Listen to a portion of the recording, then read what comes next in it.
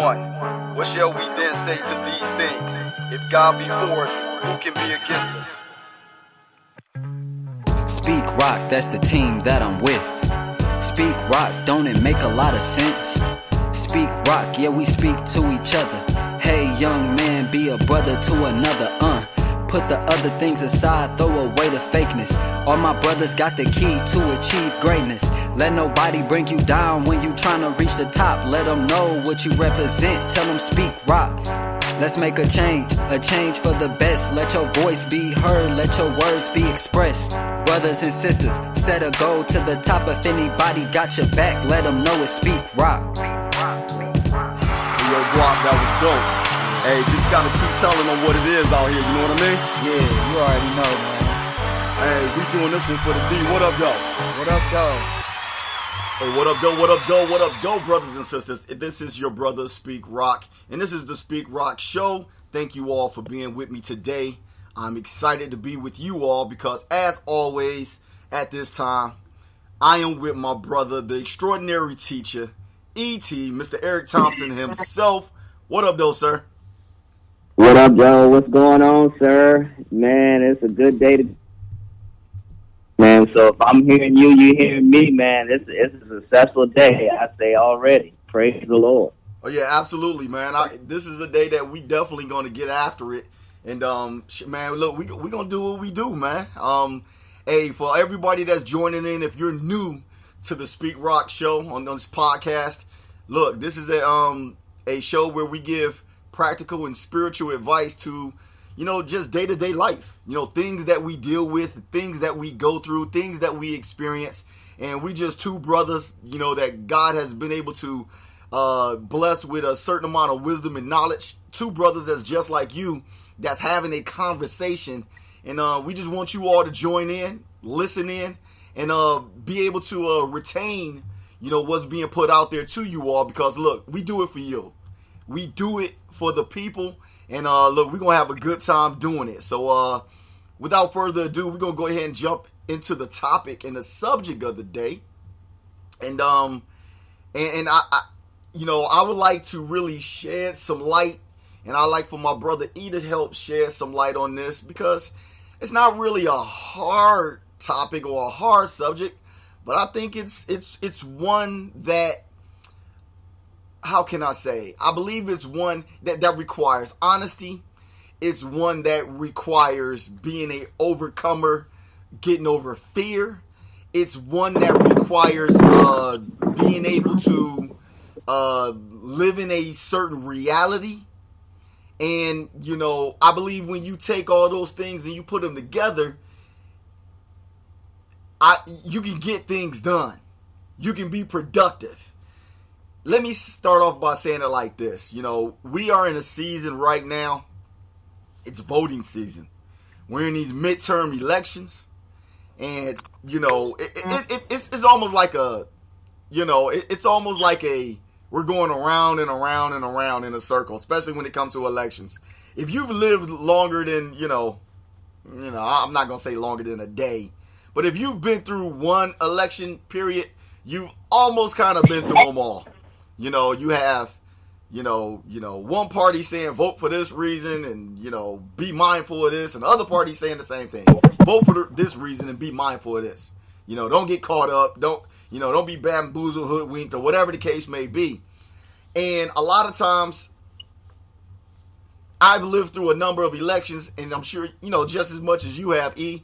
And, we go through these elections, man, and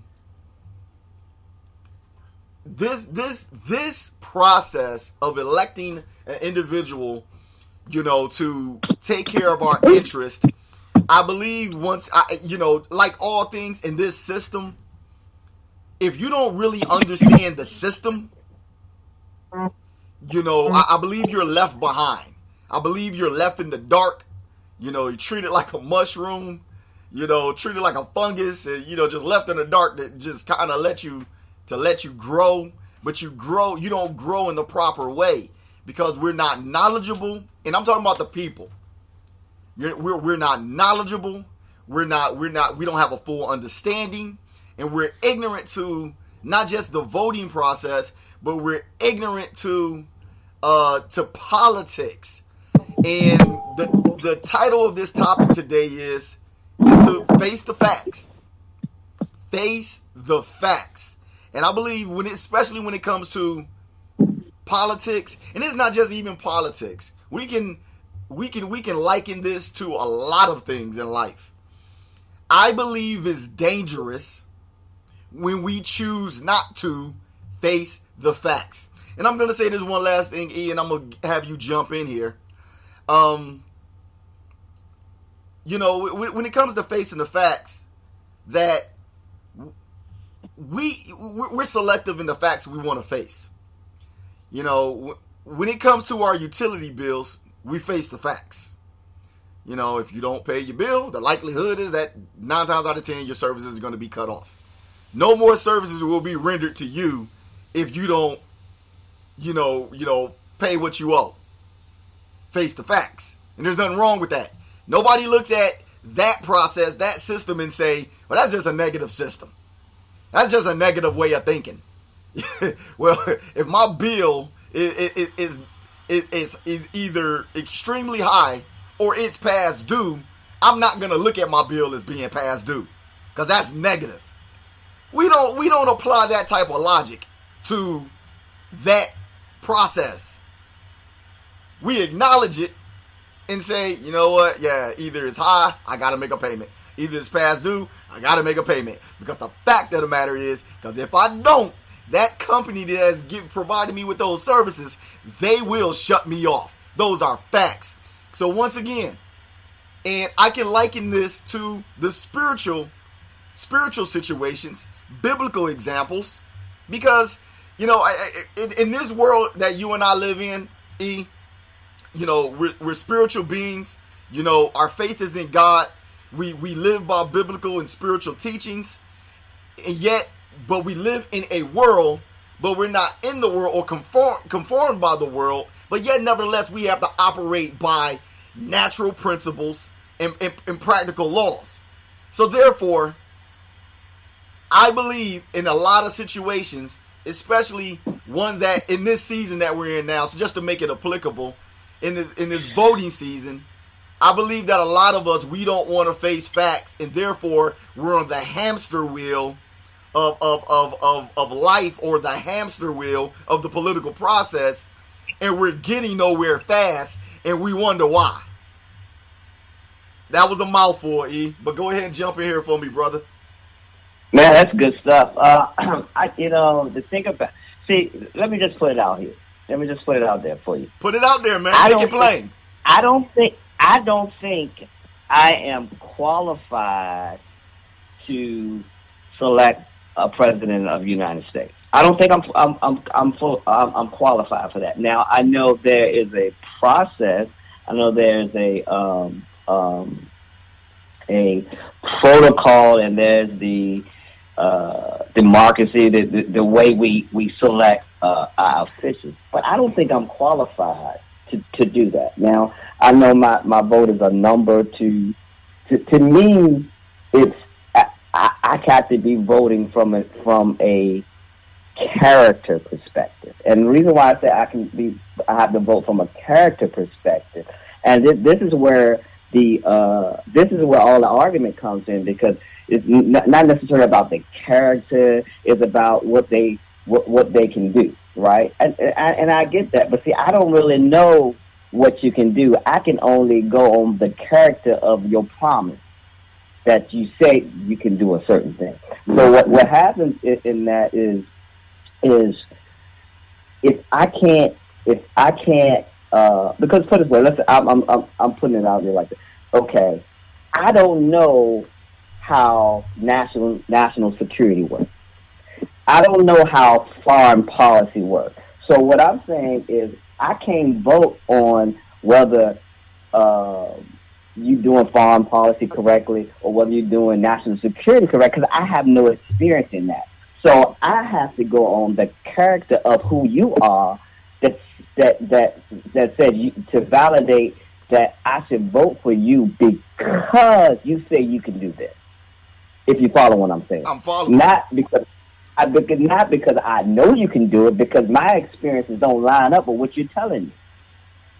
I have to go on the experience that your character lines up with what you're telling me. And if your character doesn't line up with what you're telling me, then my vote don't line up with you. My God. Now, then there's Wait. also, Can I ask you a question real quick, E? Go ahead. I might ask you a couple of questions. Sorry for interrupting you. I know you in your groove. My apologies, but I just want to, I want to be in this with you. You know how to do long division, Eric? I think so. I think I could probably bring out a calculator or something. Yeah, go ahead. Yes, sir. Yes, sir. You're an author of 2 books. Can you formulate a paragraph? I think I can do it. I believe you can too. Can you make relationships? I think I can do it. Absolutely. And the listening audience might be like, all right, smart guy, what are you getting at? What I'm getting at is this. And once again, I'm going to speak of another system, the education system. My brother Eric started off and stated like, hey, look, I don't believe I'm qualified. So my first thought was, I wonder why. So now if you analyze the questions that I was asking Eric, basically, do you know your arithmetic, as my grandfather would say? So if you're proficient in a certain amount of arithmetic, because it's been argued that studies will say by 6th grade, you know everything you need to know to survive in the world. That's what analytics and certain studies say. If you can read, you can do math, you can live life. But my brother Eric just said, and I'm pretty sure Eric in high school you took economics and government. That was kind of the standard, during the time when we were coming up. And I got children, you got children. I'm pretty sure they're still taking government to these days. But they probably take a semester of government. What is this? Is it a year? Maybe a year government, if that. But the point is that I'm getting at is, my brother Eric just said he doesn't feel that he's qualified. And I know he's not alone. Because the fact of the matter is, you've been taking a certain level of math since probably kindergarten, all the way through high school, even into college, even if it was just freshman math. But for some reason, now, United States citizens are asked, and it's getting to the point beyond asking. Now you got Oprah and pop culture figures out there condemning you if you don't cast a ballot. Excuse me, Oprah. I only took a semester or a year of government. but I've been counting money and I've been counting numbers since I can do my 1, 2, 3s and my ABCs. So how do you expect for me to be, knowledgeable? And yet you got politicians, activists, and I would even say a certain amount of spiritual leaders. They try to stay away from it, but they get into it somewhat. You know what I'm saying? Voter rights advocates, politicians, political pundits who are condemning people for not being able to for not casting a vote with limited knowledge. I'm sorry, Eric. I had to put that in there because I don't want people thinking the comment you made like you the only one out there. Once again, the title of this message is Face the Facts. Go ahead, sir. I'm sorry. Man, no problem, man. You own it, man. It's ridiculous because really, it's people try to. It's funny because when and I always kind of reflect back on that when President Obama was running the couple of times that he ran or whatever, and how we have these rappers. Mm-hmm. And all of this trying to drum up people from off the corners. We pushing up buses to go into the hood and all these other places so we can get these people to vote so we can cast a vote or sway a vote in the way we want to go. But we can care less if they're educated enough to understand what they're voting for. So you trying to tell me Little Uzi Vert can't convince you to vote? It's the issue. I'm like, okay, dude, do you even know what you're voting for? Okay, or do you even know what the political process is all about? Do you know? I mean, just because Oprah came out and said she voted for XYZ, that means you should vote for XYZ. Do you know what she stands for? Like, I open up because I don't know foreign policy. I mean, I can read up on it a little bit and understand the ins and outs or whatever, but I don't know how to run that. So what I'm doing is I'm depending that on my vote that the person who say they can run it. Now, I don't know because especially in the political seat we have now, to me that was no experience in that as a president. So what I would have to cast my vote on is his character or her character enough for me to say I believe that they can do what they say they can do, because when the rubber is road, they don't even have the experience. They have the experience of making a promise, right? That they can reach across the aisle. They have the experience of making a promise that they can do X, Y, Z, and they don't have the experience of doing it. They just have the experience of making a promise that they can do it. So from my experience, I only have to do the research on that person. Wow. Now, before you interjected, what I was going to say, but I also vote based on your beliefs as well. Now, if you are for a certain thing and cast your vote a certain way that I believe it's against the Bible, the principles of the Word of God, then you can't get my vote there either. Because I'm going to stand on the principles of the Word, because the government should be on his shoulders and not the shoulders of the President of the United States or the Senate or the Congress or anything like that. Then that's my education process from how I'm going to vote in that primary. Now, back to experience, back to the fact. We got to know the facts. I mean, I'm a believer that if you're not in the political arena, if you're not in government, if that's not your experience and that's not your forte and that's not what you've been studying, then really America does not have the how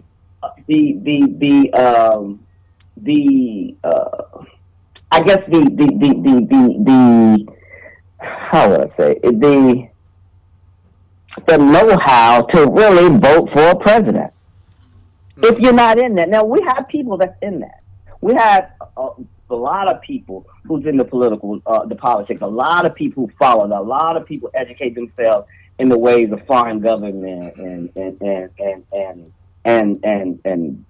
reforms and those kind of things like that, and know how to push policies through and stuff like that. Those are the actual people who should be voting. Now, I know it's a process, a democratic process that, we the people vote our people in. I get that. But are we voting our people in as a popularity contest, or are we voting our people in because our experiences and our education gives us the right to do so? Let me ask you this, though, Eric.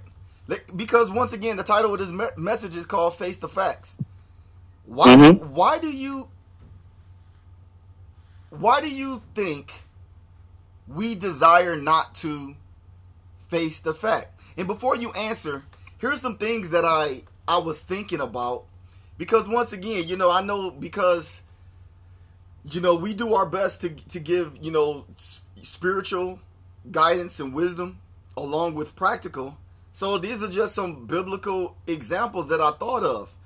And two things, because you know what, Eric, because facing the facts is hard, man. I'm just going to be, can we just be candid here and be honest? It's not an easy task to face certain facts and truths that's just hard for us to look at. That's real talk. two biblical examples that I came up with, because the reason why I had to come up with these is because I just don't want people to act like it's easy as ABC, 1, 2, 3, ABC. Like, I don't want people acting like it don't matter. Just do it. Just, this is Nike. Just go vote. Just go rock the vote. Just go, just go do, or it's not even the voting alone. It's a lot of things. It requires knowledge. It requires intelligence. It requires being on the inside of stuff. And you know what? And it also requires your faith. Like, you got to bounce these things off your faith. Like, whatever I'm dealing with in this world, if you consider yourself a spiritual person, you need to hold that thing up to the word of God. And like, now I need to follow my morals and my principles. So let me get to it so I can get you back in here. Because let me say this. You said a mouthful, man. And I hope the people caught it. That you said the only thing that I can, and I believe I'm paraphrasing here, that I can hold them to being the politicians is know that they can, man, I almost forgot, like what they can suggest, like they only can talk about what they can do. That's pretty much all I know about them. And right, promise, they promise. Yeah, the promise that they can make. Outside of that, I don't know what you skilled in, but you just sound good making promises. So I hope everybody caught that. So I digress on that, and let me go ahead and get to my point, my biblical points here. When you look at Moses and the children of Israel, when you look at the Exodus and the children of Israel leaving Egypt, this was a situation where God was like, all right, enough is enough. The children of Israel need to leave Egypt. This is God's doing. But guess what? He operated through a man called Moses. And Moses is an individual that came up in Egypt in a royal state, as a baby and grew up into a man. Okay, some might know it through the cartoon, the Prince of Egypt, or whatever the case may be. But the time when God came to Moses, God shared with Moses, like, look, this is my plan. This is what I want to do. This is what you need to go do to be a part of executing that plan. I'm sure Moses did not want to face the fact and was hesitant of facing the fact of, you know what, after all I've been through in Egypt, after I done saw a heinous incident where one of my own people, an Egyptian, was being whipped by a guard, then I killed the guard. See, my thing is, let's not gloss over those things, because all that was critical in the process of what Moses was going through. So Moses was on a run, ran out in the wilderness. Make a long story short, after all what Moses has been through, left Egypt, God tells him to go back and go face Pharaoh. You get my point? These are facing facts. Moses needs to have a certain level of understanding and knowledge about what it is that he was supposed to do. Now, a lot of faith was tied into there because that's what God expected out of Moses. Just believe in what I tell you and go do it. But nevertheless, what I'm really trying to get at here, especially for our spiritual audience, there's certain facts we don't like to face, and we like to throw stuff back on God. Like, yeah, I see that's happening. Yeah, I see that black folk are being killed by police, but we're not going to concentrate on that. We just going to believe God. Huh? Hold up, wait, stop. God is giving you knowledge, wisdom, and understanding to be able to do something about this, but you're going to turn around and throw it back on God. If I'm not mistaken, Moses did some of the same thing. I got a stuttering problem. I got a speech impediment. Pharaoh ain't going to want to listen to half of what I'm saying. See, let me get to my next example. The next example is when David was dealing with King Saul. King Saul, by all accounts, was like another dad to David. But King Saul wanted to kill David out of jealousy and envy and some more stuff. David didn't want to face the fact that this man who I look at as a father, as a matter of fact, he was his father-in-law. He wanted to kill. David didn't want to face that. Like, man, like this dude is trying to kill me. I don't want to deal with this. But nevertheless, David had to deal with the situation. Is that a negative situation? Yeah, it's negative. But you don't act like it's not happening. David acknowledged it, and guess what David did? David went on a run. He was on a run, communicating with Jonathan, his brother-in-law. Like, look, Jonathan, man, your pop's tripping. He after me. I don't want to kill dude, but look, this is a problem. So David handled a matter in the best way that he could. He didn't just ignore it and act like it wasn't happening. Because if he did, it was a very much likely a possibility through that kind of logic, he could have been slain. What am I getting at? What I'm getting at is this. There's things that happen in this life, in this world that we live in. We cannot operate in it successfully by acting as if we don't want to acknowledge issues that go on that are not in our favor. Now, please, let me say this, and I'm going to turn it over to you, E. People do not try to come back at me with, well, you can acknowledge it, but you just don't want to stay there. I'm not even talking about that. I'm not even talking about harboring and just landing and just worrying yourself to death, okay? Because that's what worry and stress will do, is put you in that kind of state. No one's saying that. But, what I'm saying is acknowledge it, understand that it goes on, and I believe that God puts forth spiritual wisdom and principles in place that we can be able to address those issues. Not throw it back in the hand of God because we don't want to face the facts. Once again, we don't use that same logic when it comes to the things that we want in life, be it your house note, your mortgage, your utility bills. You don't come to these worldly companies. You don't come to your energy company, your power company, your water company. You don't come to Ford, General Motors, whoever financed your car. You don't come to whoever, Chase Manhattan, Bank of America, whoever got your mortgage, and you just come at them and try to act like you don't want to deal with the issue. You don't come with them with that kind of logic, like you just not going to face it. You face the fact, and you pay these folk. All right, I'm off my box, Eric. Man, that's good. You on fire. That's all. That's really good stuff, man. Because we need to face the facts, but not only in facing facts. You said we got to acknowledge the fact, but then we got to do so about what we know. Yes. We can't just sit here and say, I see this. I see this as atrocities. I see these issues. I see.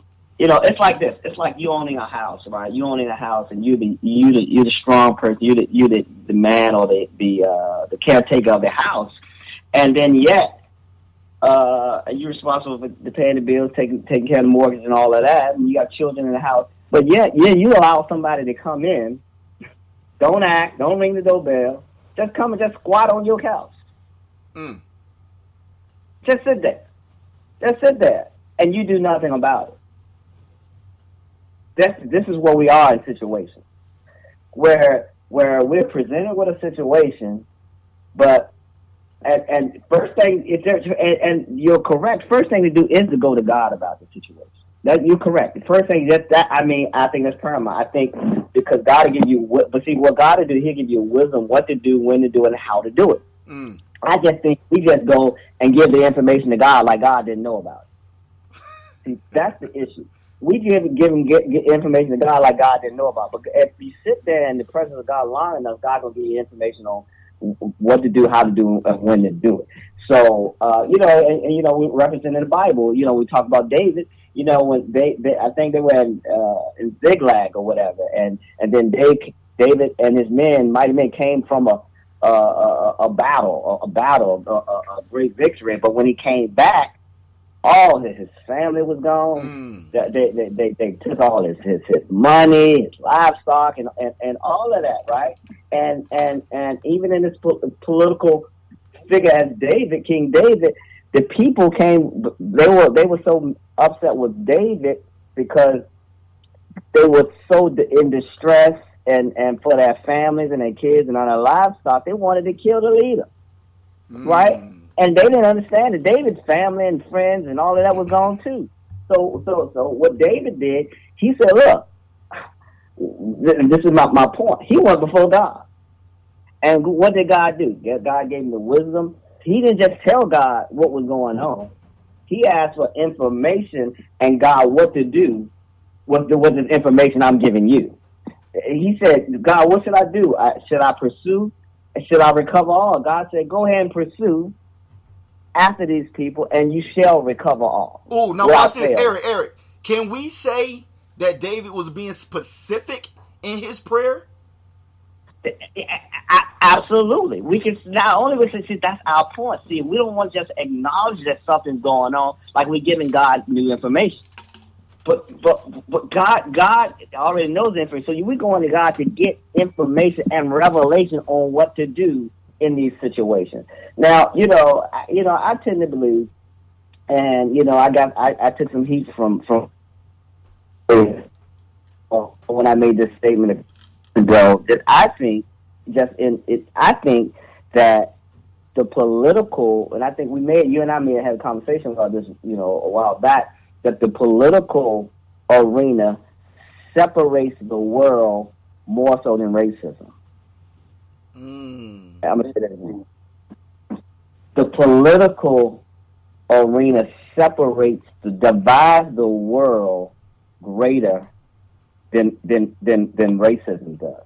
Because racism essentially got a set of people against another set of people out of ignorance or whatever.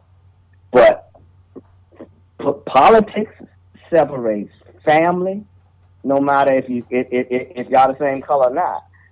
Separate religion, separate economics from those who don't have it, from the has and the have not. It separates. It's not on one side or the other. It separates.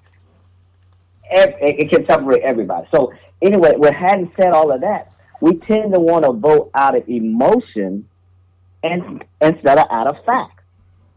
We're so big on pointing the finger instead of pointing at the fact, and what are we going to do with the fact? So this is what we do. Then we galvanize a bunch of people that look like us or sound like us, and we say, hey, we're coming together, not just based on the facts, it's just based on our emotions, and this is how we should vote. So we're going to get somebody that's been in jail for like 20 years, right? Mm-hmm. And then we're going to fight to get their voters right back, like instantly.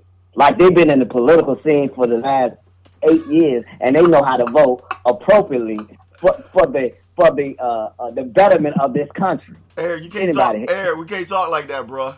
We can't talk. Anybody tracking with me? No, we gonna hurt somebody's feelings. Huh? We can't talk like that. I'm not saying they shouldn't get. Because I hope the system has rehabilitated them. I'll be in the prison tomorrow trying to get that done. Right. I'll be there sharing the gospel, trying to get that done. And I'm hoping the Department of Correction has done their part in help rehabilitating these people. But what we're doing is what we're trying to do is use them. Man, I wish. Wow. And watch this. No. That's a Selah moment right there. Did you catch? That's a Selah moment. No, absolutely. We're not really trying to hit. And I'm going to join with you. I'm going to join with you because I made a similar comment on the air yesterday. Shout out to David Alexander Bullock for allowing me to be on the People Show. I made a similar comment on the air yesterday where I talked about when you say using, we also, I believe, in my opinion, we rush to use greenhorn voters that just turned 18. We try to go ahead. Yeah, go ahead. No, I'm just saying we try to put the system pulls on the heartstrings of our young people, and that young person who is in 12th grade, who is thinking about senior pictures and college applications, is getting propaganda. I'm gonna call it what it is. Shoved down their throat to ensure that now, because they're a voting age, that they must place a vote. And I said this, and I'm gonna say it again. They got more experience in geometry than they got in the political process. But, you know, to your point, and I'm with you, we're using people versus educating them.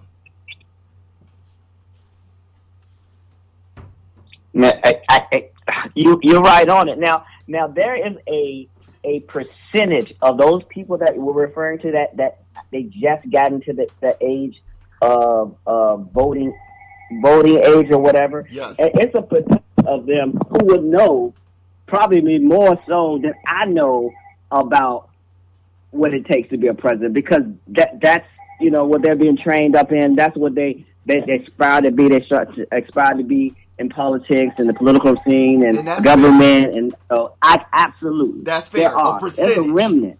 Absolutely, there's a remnant, but 99.99999% is not that way. Man, they still thinking about, you know, the prom, homecoming. You know, come on, let's be real. Watch this, Eric. My school told me I can't wear a dress for homecoming.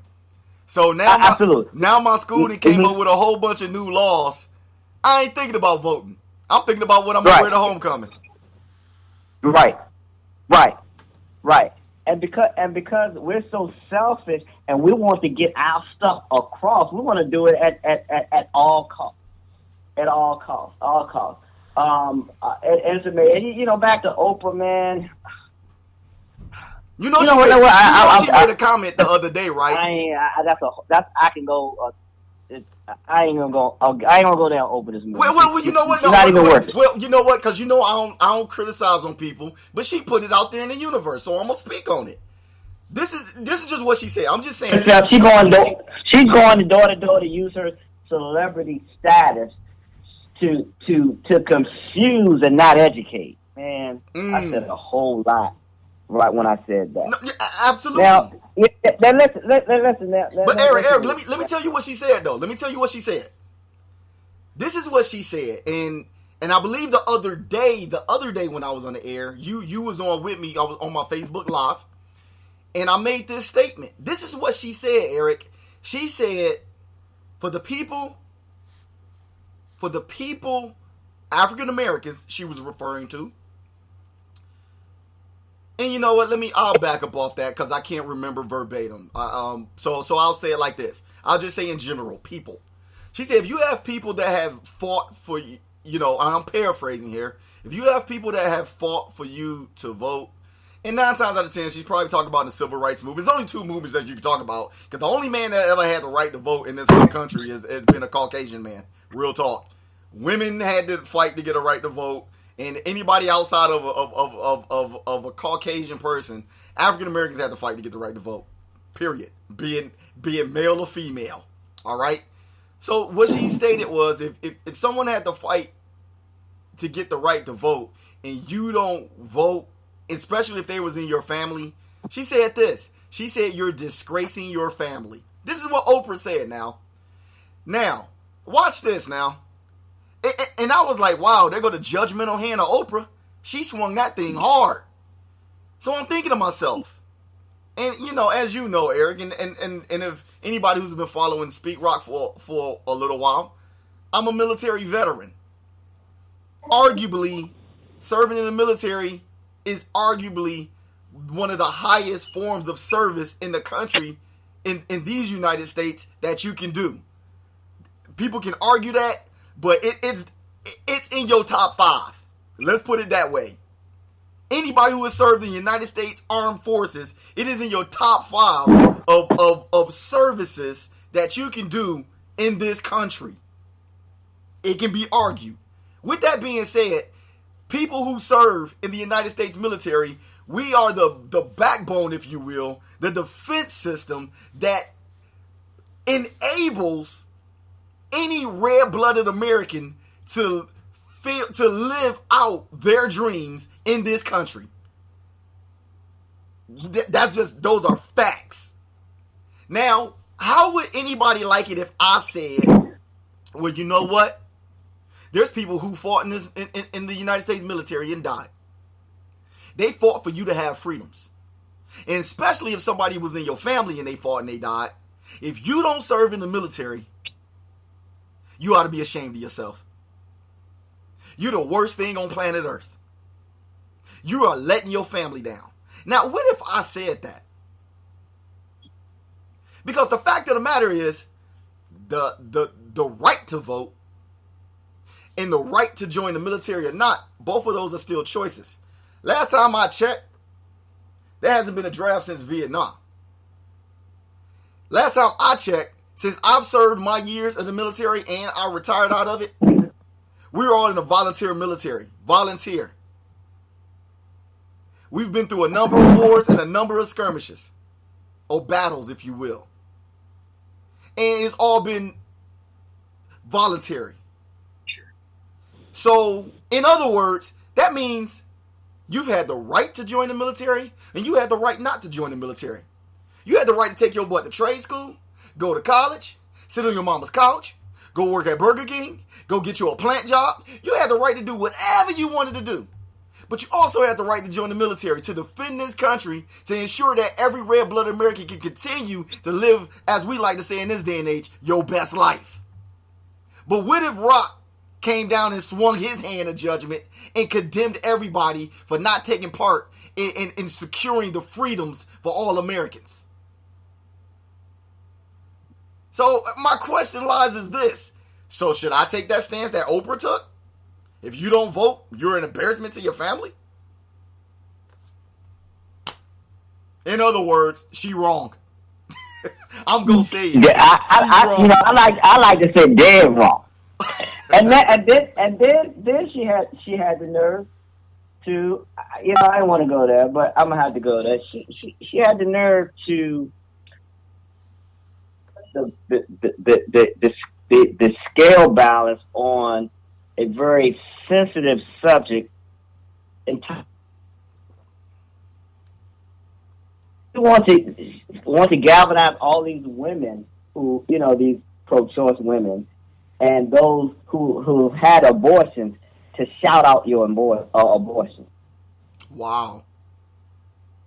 She said, shout out your abortion, right? So she wanted to normalize having an abortion, and because she recognized that this present administration is pro-life, so she wants it. She has this movement, almost like the Me Too movement, like shout out your abortion. If you had an abortion, shout out your abortion, and as if it was a good thing and it's normal that killing a baby was okay because it was your choice to do that. Wow, I didn't see that. And she went door to door doing that, and we love her as a black person. If you black, you love Oprah Winfrey. Oprah Winfrey. That's why she out there, because in y'all eyes she can't do no wrong. But I'm gonna tell you, she put you way back. She set you way back on this one, on the shout out your abortion, because this is how all this stuff like that. Pro-choice, okay. Oh, pro-choice, okay. And I have the right to to abort my child because it's my body. Okay, I have the right to abort my child in my body. Okay, and so they always hit me with about incest and rape and all that other stuff. And they said, yeah, in case of incest and rape, it's definitely 100% guaranteed incest and rape. You got the right to terminate pregnancy because my body and all this other stuff. I turned to them and said, okay, you 25 now. You didn't recognize that you are a product of incest or rape, should your mama, you 25 now, have the right to kill you right now? Because you are a product of incest or rape. Wow. Hey, just how it is now. When we're gonna face the facts. Wow. When we're gonna face the facts head on, get the wisdom from God, discover what to do, when to do, and how to do it, and then we can understand that, hey, it's about, it's funny because I just believe that this political arena has been, it started out as a good thing. We judge by people and all that kind of stuff. So it was a good thing. But see, because we're in this world system where the devil, the enemy, will take this thing to levels of, I want to discredit God, I want to destroy people, I want to kill people, I want to divide and conquer kind of thing. And this is what's happening, and people don't recognize it. Even people of faith, and even go back to the Bible. We need a king over us. When God wants to be your king, we want to be a king over us. And even in biblical times, it's similar to that now. It's when we take God out of the picture. Because oftentimes people say, I don't want a pastor to run the country. So what they say about that? I don't care if he go out and kill some people, whatever. I don't care none about that. Long as he can get the economy moving in the right direction, or he can speak to situations that I think is expedient for me and my family, then I'm okay with that. Eric, the interesting thing is that I was sitting here thinking the same thing, like of the example, when during the time of of Saul, and when you had Samuel, you had the prophet, and you had the people crying out wanting a king, and that's how you ended up with Saul. And I was gonna get into that. That would have to be another conversation for another day, Eric, because there's a lot of lessons in that about people crying out and wanting something. And God the whole time is saying, like, hey, look, I have this here for y'all already. I got the messengers, I got the prophets, but you know what? If we're going to, if I'm going to allow you to have this king is, it was still set up in God's plan that these are people, as we like to say these days, everybody, that's like the popular thing now, hashtag God's plan. But it's amazing that how we want to choose what part of God's plan we want to operate in versus all of it. My point being that God's plan with Samuel and Saul was still supposed to be have faith in God in everything. He's supposed to have relied in God in everything. You can still be the king. I got Samuel right here. You get more. I know you get where I'm coming from. I got you. Okay, here's your king, but I got Samuel. I got the prophet right here with you. You still need to hear my voice. You still need to adhere to what I'm giving you to run this land and run these people. So God's plan was always an excellent plan. But Saul decided to do a lot of other stuff. And he wasn't the only one. A lot of, David, a man after God's own heart, he still did a lot of whatever he wanted to do. But one thing about David that we all know, to question his spirit is we can't even go there. that the spirit David possessed it was woo. So with that being said, Eric, no, man, this is a conversation that has to be had, man, because in certain circles, be it political circles, certain organizations, I don't care if it's the Young Democrats of America, or the Congressional Black Caucus, or whatever organization you got, the bottom line is people like to shut you out if you don't believe how they believe. If you only believe exactly to the T how they believe and how they want to get things done, they just shut you out. And I guess what I'm saying is today, Eric, I pray that we've been like a beacon of light saying, hey, look, there is it's not saying that we don't vote. It's not saying that we that we don't take part in the political process. We ain't trying to turn anybody away from that. But I'll go back to what I said earlier. How long are we going to continuously be on the hamster wheel of this political process? Or not just a political process, the hamster wheel of a lot of things as it pertains to relationships between African Americans, Caucasian Americans, Asian Americans, Europe Americans. How long are we going to be involved in these atrocities that happen to our people, and we don't want to acknowledge them? We don't want to face the fact because we put our spirituality so high that you know what? That young black man got killed. I get it. But God. And I'm not trying to pick here when I say this, but I'm just being honest. And if I can't be honest before my God and before my people, I don't even know why I got a voice. I'm just going to be honest. To sit there and say, hey, but God, I know that black man got shot down like a dog, but God. I understand. Wait, hold on. Let me finish this, though. I understand, but God. God is the ruler of all. He will take care of everything. God will. I believe it. I put my life on that. But I question, what are you here for then?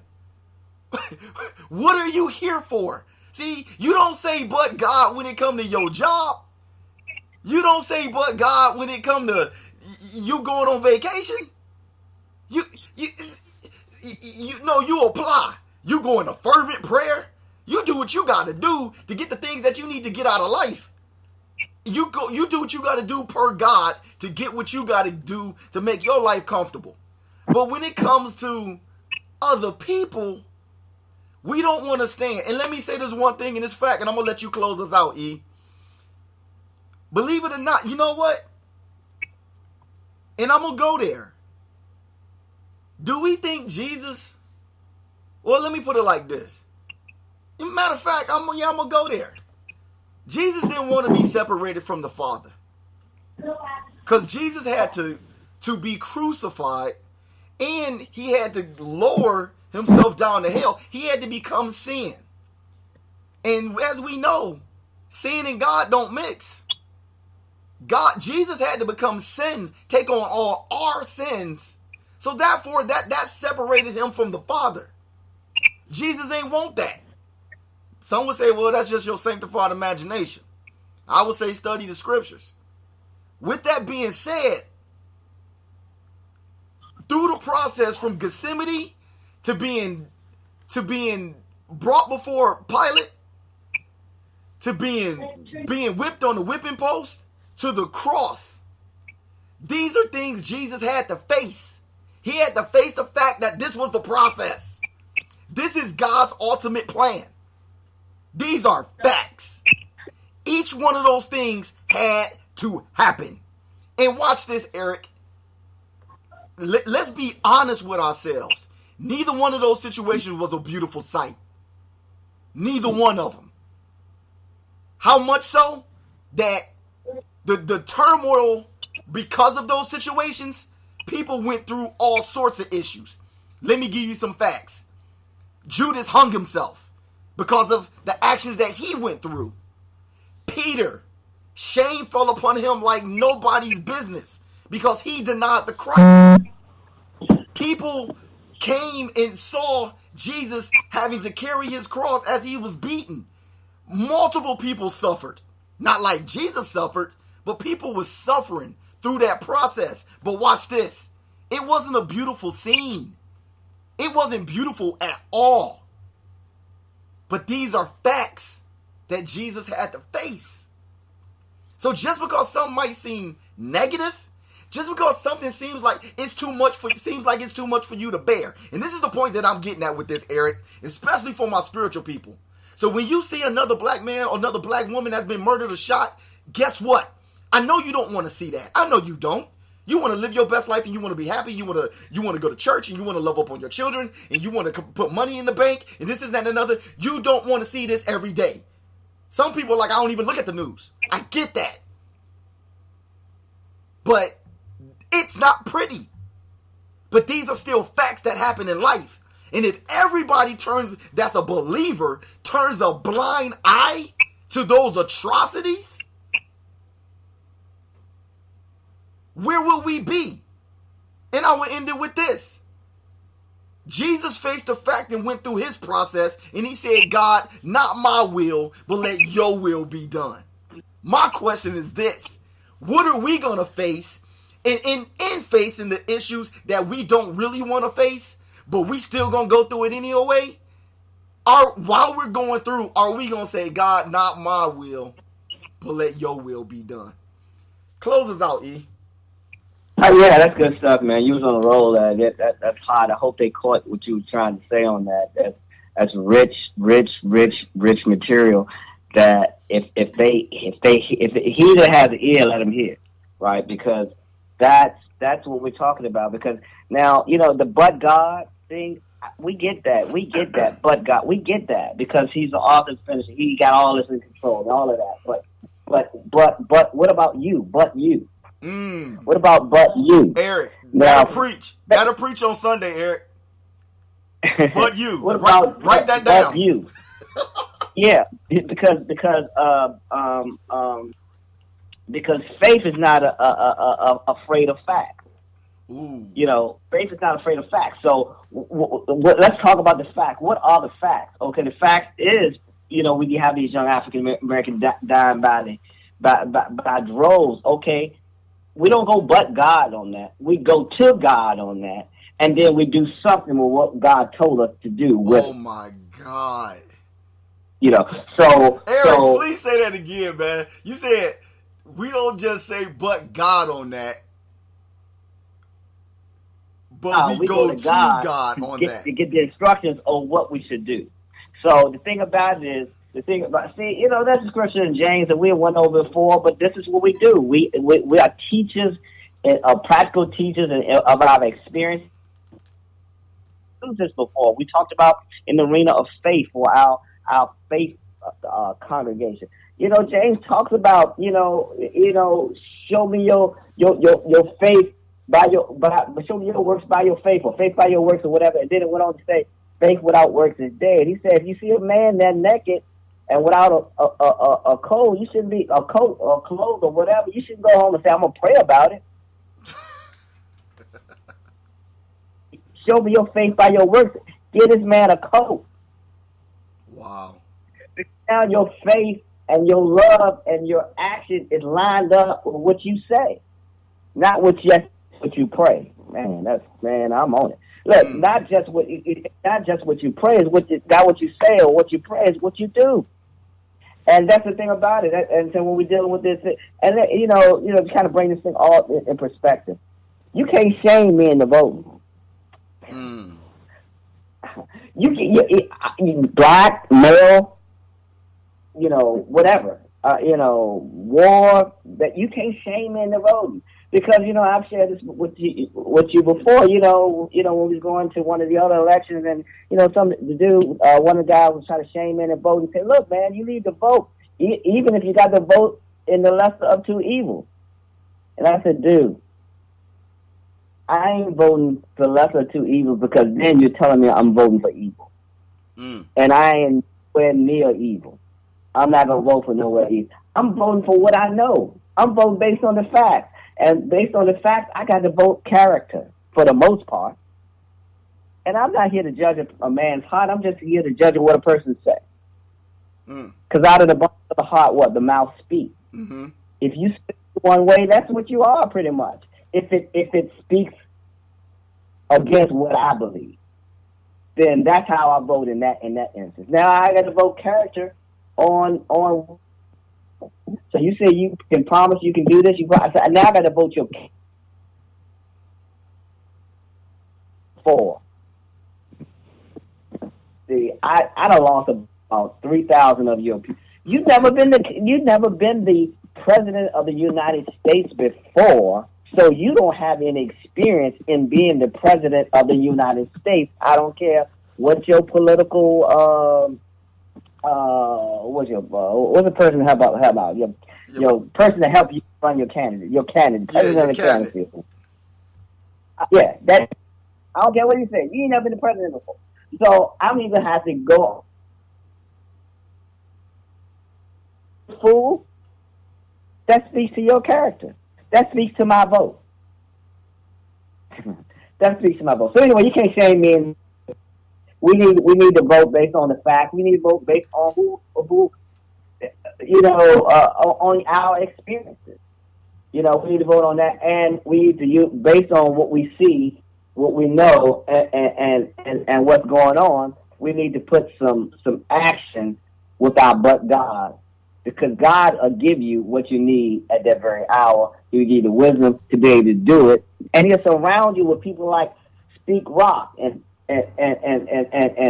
myself and other people that's in the movement, or people that of wisdom, or people of high character. Speak to an older person. Speak to somebody that's in. You want to know a little bit more politics before you cast your vote. Don't just cast your vote because Oprah tells you to shut out your abortion because you have an abortion. Now, and the issue with that, you know that was wrong anyway.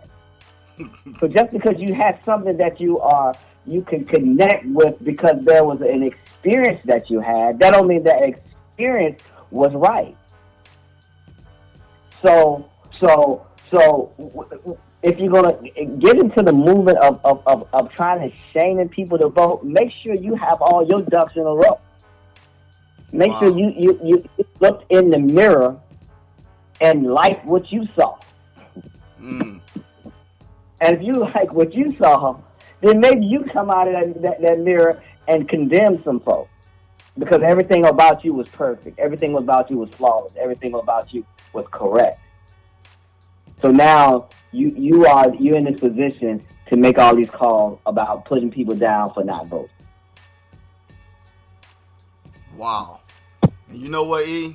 Man, you brought it home. You brought it home, and we gonna leave it there, man, because I feel it was a needed conversation, and as you said, for those who have ears, let them hear. I know that a lot of people's hearts get hardened, when you kind of touch on things that they covet. And look, worldly systems, I believe people covet. So when you start attacking those kind of things, let me not use the word attack. When you start addressing issues and kind of shedding light and just being a smart guy, being a smart guy, just saying, hey, look, here's a different perspective. Here's some other, here's some other views. Some people just don't know how to handle that well. They don't want to hear your other view. We like what we like. We got what we got. This is what we covet. This is the system. This is the way. If you ain't with it, we shutting you out. And you know what? I just pray to God that for those who have ears, let them hear. And they want to hear this kind of information. And my whole thing is, show me where I'm wrong. Don't show me just where you disagree with what me, my brother E and I are talking about. Show us where we're wrong. You can disagree with me all the time. That's good. You can just have a different opinion. That's fine.